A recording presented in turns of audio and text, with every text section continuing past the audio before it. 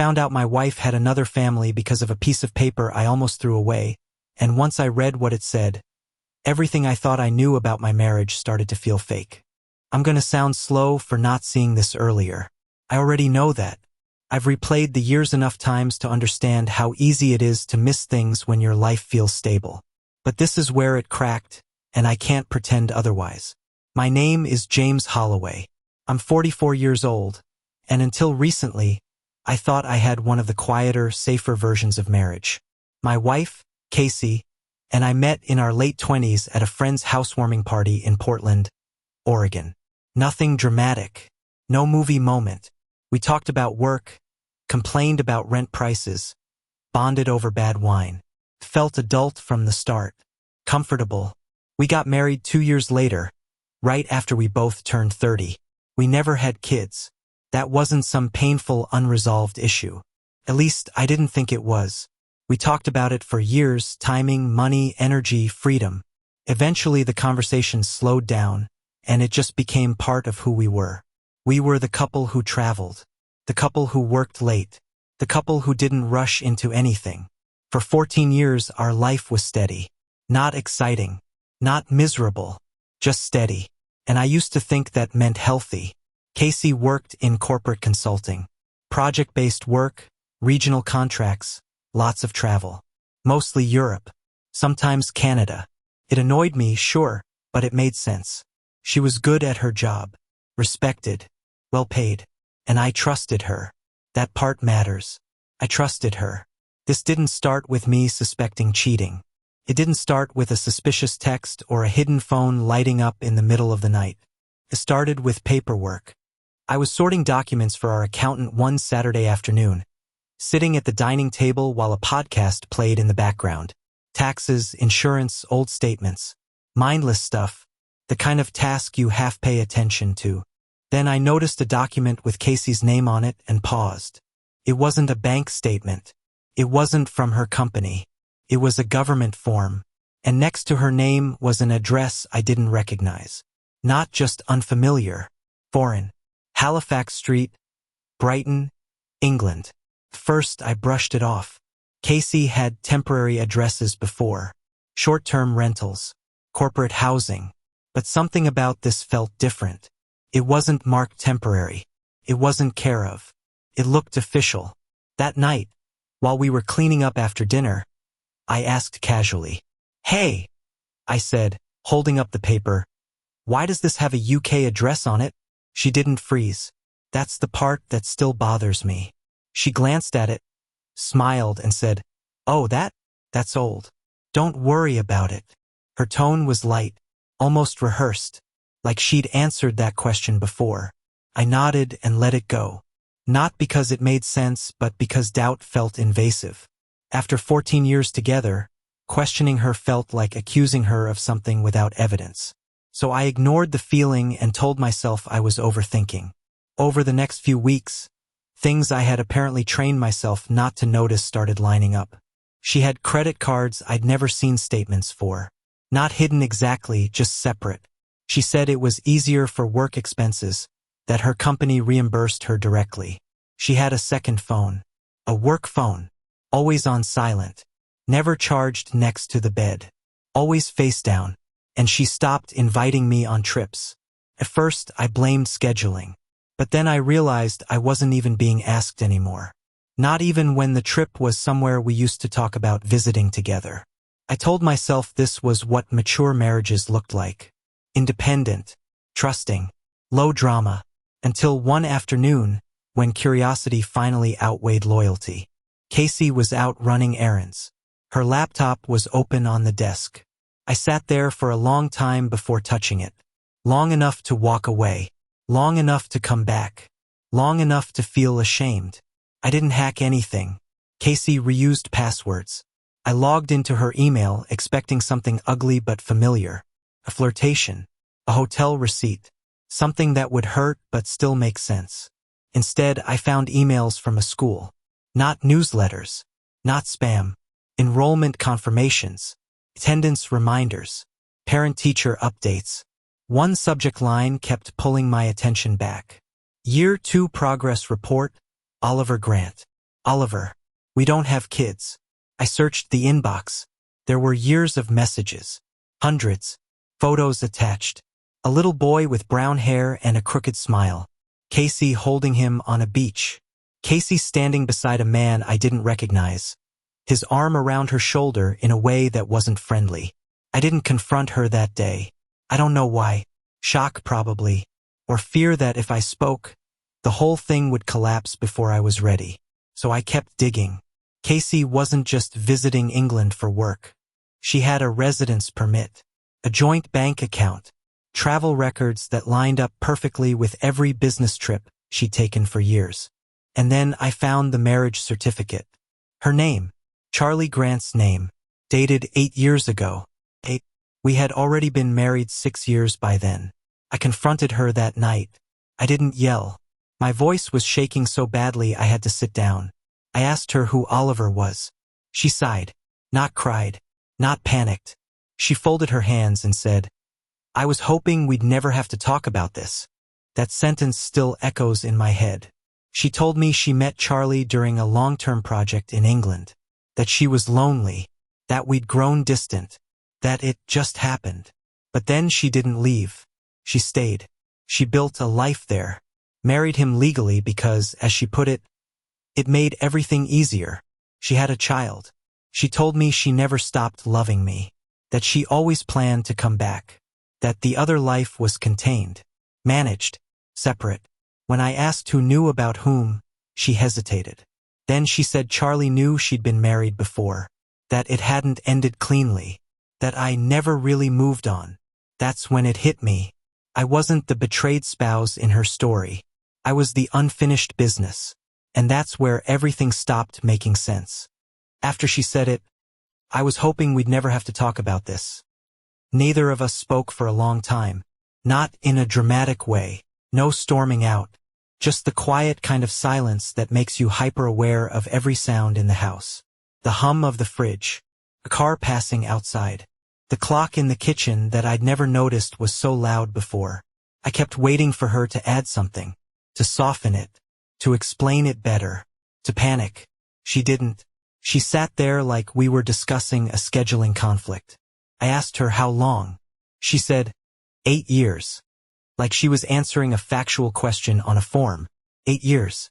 I said it out loud like hearing it in the room might make it less abstract. 8 years of flights. 8 years of birthdays I didn't know about. 8 years of decisions I wasn't part of. I asked her how she managed it. She shrugged and said, it wasn't as complicated as you think. That hurt more than anything else she'd said so far. She explained it like a system, like a routine. Certain months were England heavy. Certain weeks were Portland only. She talked about time zones like they were walls. About compartmentalizing like it was a skill she'd learned out of necessity. I asked her if she ever felt guilty. She paused then, just for a second. Yes, she said. But not all the time. I didn't know what to do with that answer, so I asked a different question. Do you love him? She looked uncomfortable. Not shocked. Not offended. Just uncomfortable. I love you, she said first. That's not what I asked. She rubbed her forehead, like I was giving her a headache. I care about Charlie, she said. We have a life. We have a child. It's not nothing. I asked her if she loved Oliver. That one she answered immediately. Of course I do. And there it was. The hierarchy. Clear as day. I slept in the guest room that night. Not because we agreed to it. I just picked up a pillow and walked out. She didn't stop me. The next morning felt surreal. We both went to work. We texted about groceries. She asked if I wanted anything from the store like nothing had happened. I didn't answer. For the next week, we existed in the same house like polite strangers. We avoided each other in narrow hallways. We kept conversations logistical. Trash day. Laundry. Who was cooking? At night, I lay awake replaying everything I thought I knew about my life. I kept landing on the same question over and over. When did I stop being real? Because that's what it felt like. Like I had slowly turned into the fictional one. I told one person. Just one. My friend Ethan, who I've known since college. We met for coffee in Beaverton, and I spent the first 10 minutes talking about work because I couldn't figure out how to start. When I finally told him, he didn't interrupt. He didn't make faces. He just listened. When I finished, he said, "So she didn't cheat on you. She replaced you." I wanted to argue with that. I still do. But I couldn't in that moment. Ethan asked if Casey was planning to leave Charlie. I said I didn't know. Because I didn't. When I asked her directly, she said she needed time. She said there were legal implications. That Oliver's stability mattered. That blowing everything up would hurt more people than it helped. I asked her where that left me. She said, "I don't want to lose you." That sentence felt empty in a way I can't fully explain. Not cruel. Just insufficient. I asked her if Charlie knew about me. The real me. Not the version she'd told him about. She said no. She said he thought she'd been married once, years ago, and that it ended badly. That I couldn't let go. That I was more history than person. I asked her if she planned to tell him. She said, "I don't know how." I asked her if she planned to tell Oliver. She said, "He's too young." Every answer pushed the decision further away. Everything was about timing, about managing fallout, about minimizing damage. I realized something then that I hadn't allowed myself to think yet. She wasn't torn between two lives. She was protecting the one that would judge her the most harshly. A few days later, she asked me if I wanted to see Oliver. Not in person. A video call. She framed it like a courtesy, like transparency, like this would somehow make things more honest. I don't know why I said yes. We sat on opposite ends of the couch. She set up the laptop. Her hands were steady. Mine weren't. When the screen lit up, there he was. Oliver. He had her eyes. That's what hit me first. Not the resemblance. The familiarity. The way something I recognized stared back at me. He was chatty. Energetic. He waved at the screen and said, "Mama." She smiled in a way I had never seen directed at me. She introduced me as a friend from America. He waved again and asked if I liked dinosaurs. I nodded and said yes because it felt wrong to say anything else. The call lasted maybe 10 minutes. When it ended, I went to the bathroom and threw up. I didn't cry. I didn't scream. I just felt hollow. After that, something shifted. It wasn't rage. It wasn't clarity. It was distance. I started noticing how carefully Casey chose her words. How she never said husband when talking about Charlie. How she never said father when talking about Oliver in my presence. How she avoided labeling anything that would force a comparison.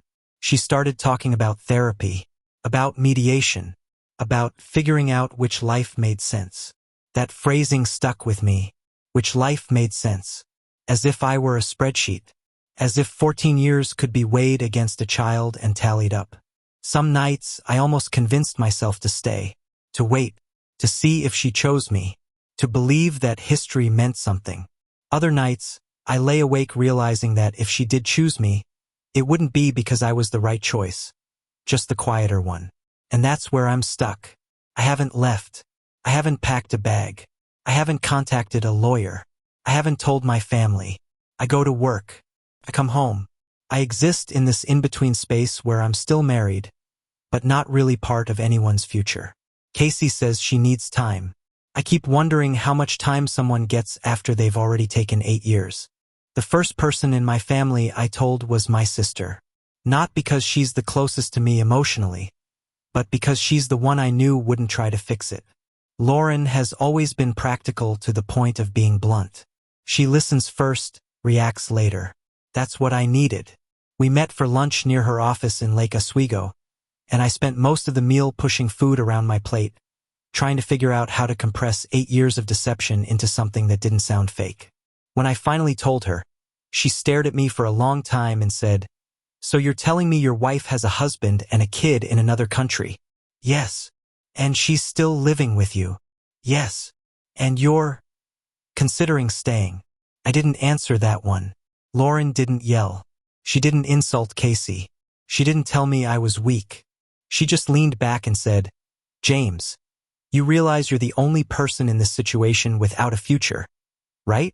That sentence hit harder than anything Casey had said. Because she was right. Casey had options. Charlie had a life he believed in. Oliver had a mother and a routine and a childhood that was still intact. I had uncertainty. After that lunch, the pressure started building from places I hadn't expected. Not from Casey pushing me to decide, but from everyone else quietly trying to pull me in a direction. Ethan checked in every few days. Not aggressively, just enough to remind me that time was passing. My sister started asking practical questions. Do you have copies of financial records? Do you know what you're legally entitled to? Have you talked to a lawyer? I hadn't. Not because I was avoiding it, because making it legal would make it real. Casey noticed the shift in me. I started spending more time at work, taking longer routes home, sitting in my car after parking, just staring at the dashboard. One night, she asked me directly, "Are you thinking about leaving?" I said, "I'm thinking about what staying actually means." She nodded like that was a fair answer. She told me Charlie was starting to notice her distance, that he was asking questions, that Oliver had asked why she seemed sad during their last video call. She said this like she was sharing the weather, like it was information, not leverage. I asked her if Charlie had ever suspected anything. She said, "No, he trusts me." That made my stomach twist. I asked her if she ever thought about what would happen if Charlie found out the full truth.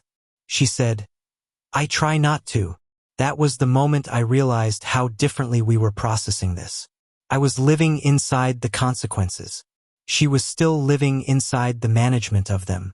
A week later, she told me she'd spoken to a lawyer in England, not about divorce, about options. She said it carefully, like she didn't want to trigger me, like she was walking around a sleeping animal. She explained that legally, things were complicated, that her marriage to Charlie was valid there, that her marriage to me was valid here, that unraveling either one wouldn't be clean. I asked her which one she'd consulted the lawyer about. She said, "The one involving a child." That answer sat between us for a long time. I started wondering how much of our marriage had existed simply because it was easier not to end it. How much of our history was love, and how much was just momentum. One night, after she'd gone to bed, I pulled up old photos on my phone. Trips we'd taken, holidays, random moments I used to think meant something. I tried to pinpoint when the overlap started, when she'd been smiling at me while already living another life. It wasn't one moment. That's what scared me. It was gradual. A slow widening of space between us that I'd mistaken for adulthood. The next day, I did something I hadn't planned to do. I looked up Charlie. Not in a dramatic way. I didn't contact him. I didn't stalk him. I just searched his name online. He was ordinary. That was the worst part. Photos from community events. A profile picture with Oliver on his shoulders. Comments from friends. Nothing that suggested he knew his life was built on a lie. I closed the laptop feeling sick. That night, Casey asked me if I wanted to join her for dinner. I said no. Not angrily. Just no. She looked surprised, like she hadn't realized that option existed.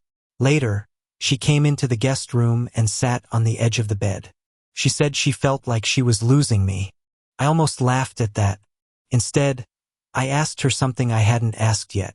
"If I stay," I said, "what exactly am I staying for?" She didn't answer right away. Finally, she said, "Us." But she couldn't explain what us looked like anymore. She couldn't promise honesty without destroying someone else. She couldn't promise exclusivity without ending a family. She couldn't promise the future we used to talk about, because that future never existed in the way I thought it did. She asked me for patience. I asked her how much. She said she didn't know. That night, I realized something uncomfortable. Even if she chose me tomorrow, I wouldn't be chosen because I was the right choice. I'd be chosen because I was the safer one, the quieter one, the one who didn't require uprooting a child's life. And I don't know what that makes me. I still haven't made a decision. But something inside me has shifted. Not into anger, not into clarity, into awareness. And once you see where you actually stand in someone else's life, it's hard to pretend you're anywhere else. The first boundary I set was small. so small that part of me wondered if it even counted. Casey asked me one morning if I could drive her to the airport the following week. A last-minute trip to England. Just a few days, she said. Things I need to handle. Normally, I would have said yes without thinking. I'd done it 100 times. Early alarms, bad coffee, half-asleep goodbyes at the curb. This time I said, no. She looked at me like she hadn't heard correctly. No? She repeated. I can't do that anymore, I said. I'm not going to help you go live that life. It wasn't dramatic. My voice didn't shake. I didn't explain myself further. She stared at me for a long moment, then nodded slowly, like she was recalibrating. Okay, she said. I understand. But she didn't. Not really. She took a rideshare to the airport, texted me when she landed, sent a picture of the hotel view like she always did. I didn't respond. While she was gone, I started noticing how much of my daily life revolved around keeping things comfortable for her. How often I adjusted my schedule, my mood, my expectations so the house stayed calm. I stopped doing that. I cooked for myself. I slept when I wanted. I stopped checking her location, stopped asking when she'd be home, and the house felt different, not peaceful, just empty in a new way. 2 days into her trip, my sister called me. She asked if Casey had access to our joint savings account. Yes, I said. Do you know how much is in it? I gave her a number, rough estimate. There was a pause. James, Lauren said carefully, you might want to actually check. I did. There had been a transfer. Not everything, but enough to make my chest tighten. When Casey called that night, I didn't bring it up right away. I waited, listened to her talk about Oliver's school, about how tired she was, about how heavy everything felt. Then I asked, why did you move money out of our savings? Silence. Then, I didn't move it. I just reallocated some of it. To where? An account I control. For what? She hesitated. Just long enough. Security, she said. In case things get complicated. I asked her if she would have told me. She said, eventually. That word again. Eventually.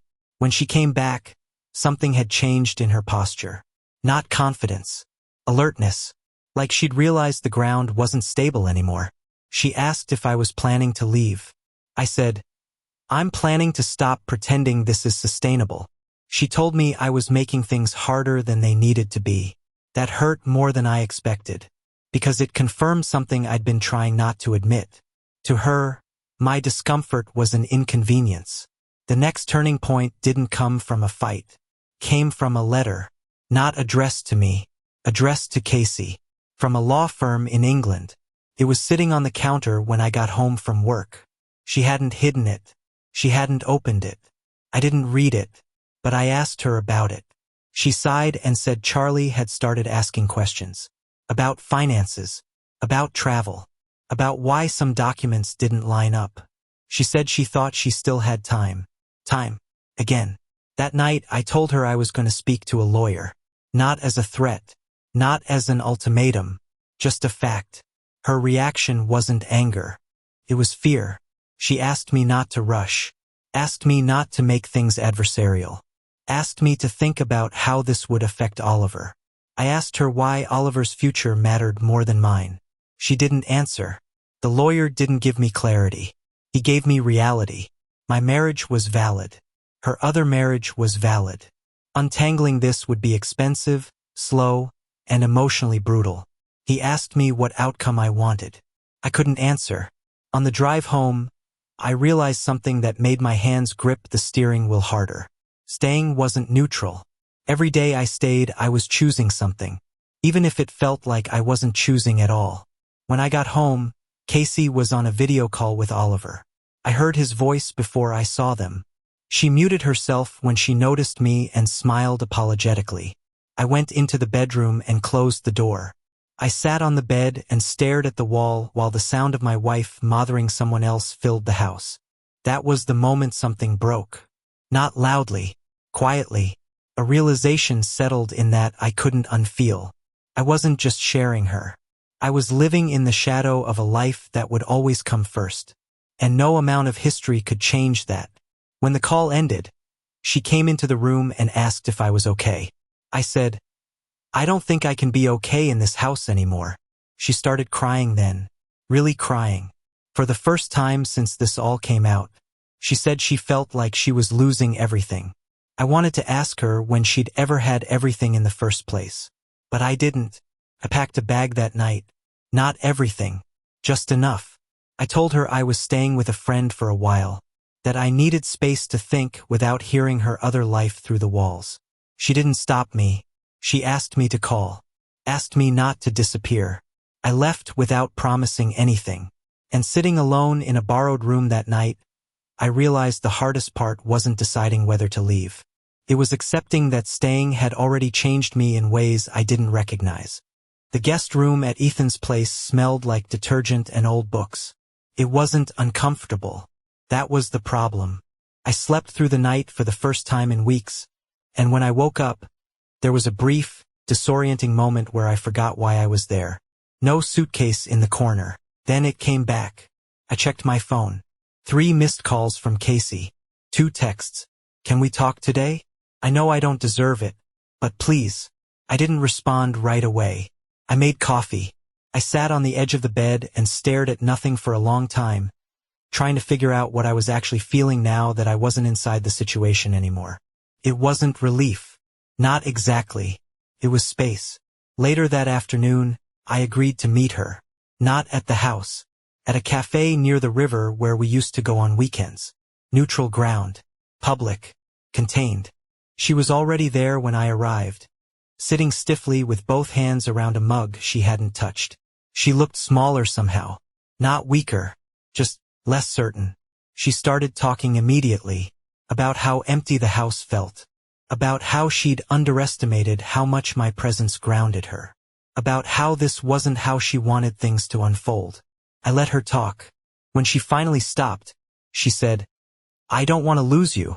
I asked her what that meant. She said she wanted to keep our marriage intact, that she was willing to go to therapy, that she'd stop traveling as much, that she'd set boundaries.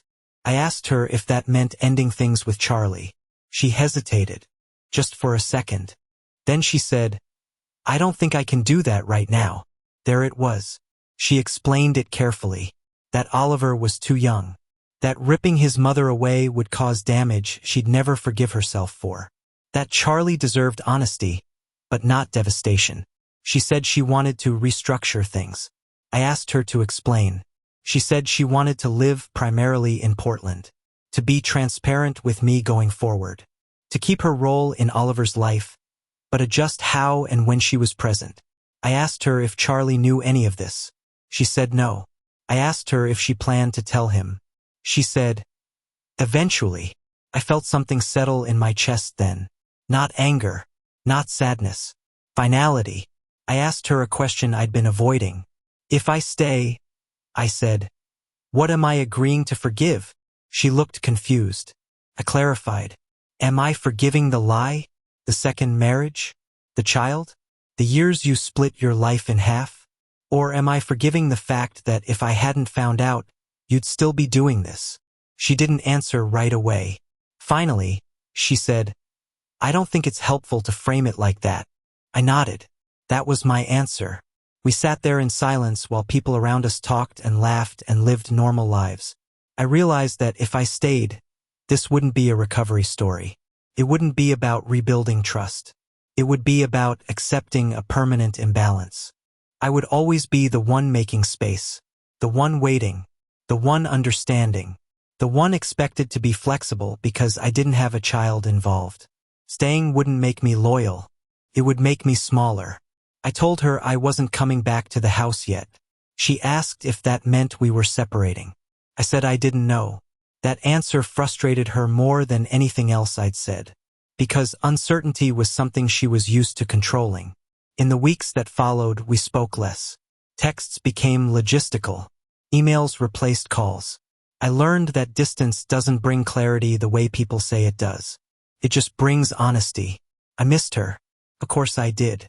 14 years doesn't disappear just because you change addresses. But I didn't miss who I'd become at the end. I thought a lot about forgiveness, not in a moral sense, in a practical one.